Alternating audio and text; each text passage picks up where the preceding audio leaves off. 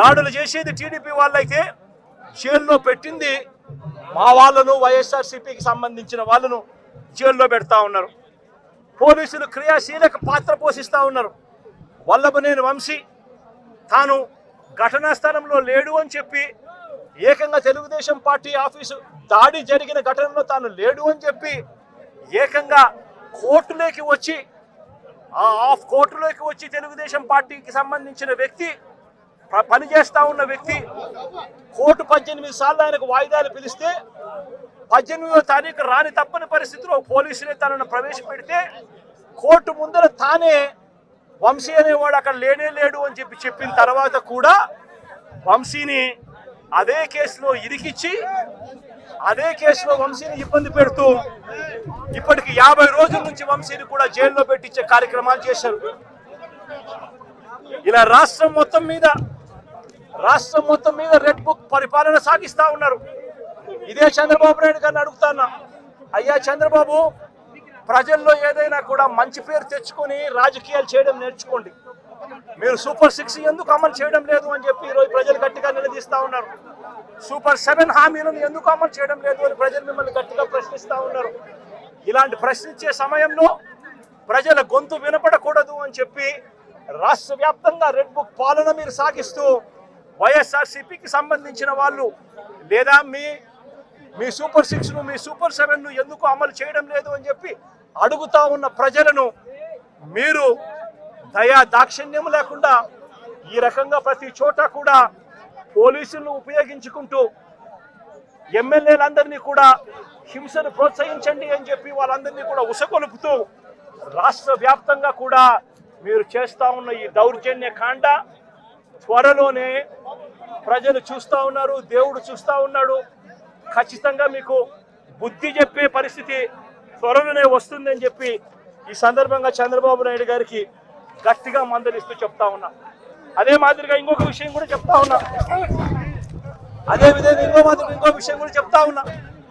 ఇదే చంద్రబాబు నాయుడు గారికి చెప్తా ఉన్నా, ఇదే పోలీసులకు చెప్తా ఉన్నా.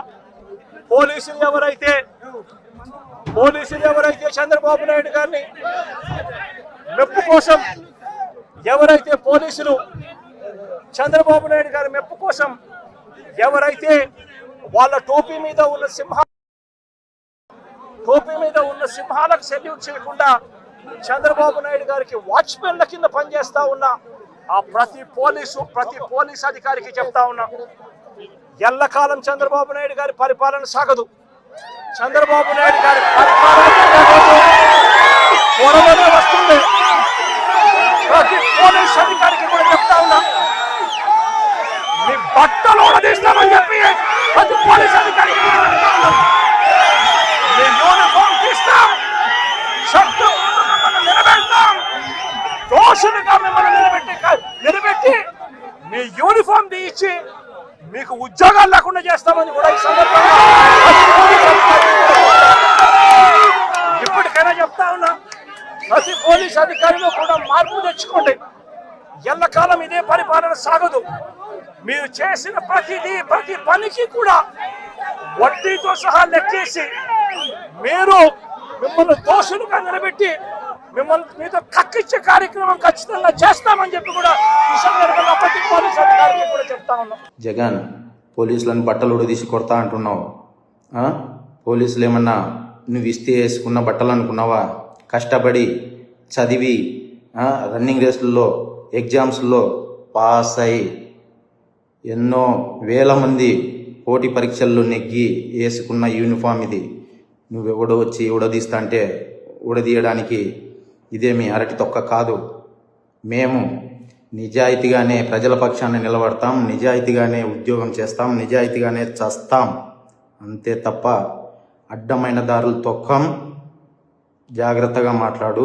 గౌరవనీయులైన రాష్ట్ర ముఖ్యమంత్రి గారికి, డిప్యూటీ సీఎం గారికి, హోమ్ మినిస్టర్ గారికి, రాష్ట్ర డీజీపీ గారికి నా విన్నపం ఏంటంటే, ఈరోజు జగన్ తన స్వలాభం కోసమో రాజకీయం కోసమో పోలీసులని బట్టలు ఉడదీసి కొడతాం, బట్టలు ఉడదీస్తాం, అలాగే వారి శిష్యులు పోలీసులని అమ్మనాబూతులు తిడుతున్నారు, మా దగ్గర తుపాకులు ఉన్నాయి, మీ దగ్గర తుపాకులు ఉన్నాయి, రండి ఎవడడ్డం వస్తాడో అని రెచ్చగొడుతున్నారు. ఈ విధంగా రెచ్చగొట్టే పరిస్థితులు ఉత్పన్నమైనప్పుడు లేదా కింది స్థాయి ఉద్యోగస్తులను భయపడిస్తున్నప్పుడు ప్రజాస్వామ్యం చాలా క్రిటికల్ పొజిషన్లో ప్రజాస్వామ్యానికి ముప్పు వాటిల్లే పరిస్థితులు ఉన్నాయి. దయచేసి ఇటువంటి పరిస్థితుల నుంచి కింది స్థాయి ఉద్యోగస్తులకు భరోసా కల్పించండి. థ్యాంక్ యూ, ధన్యవాదాలు. నేను G. Sudhakar Yadav, sub inspector of police, Ramagiri.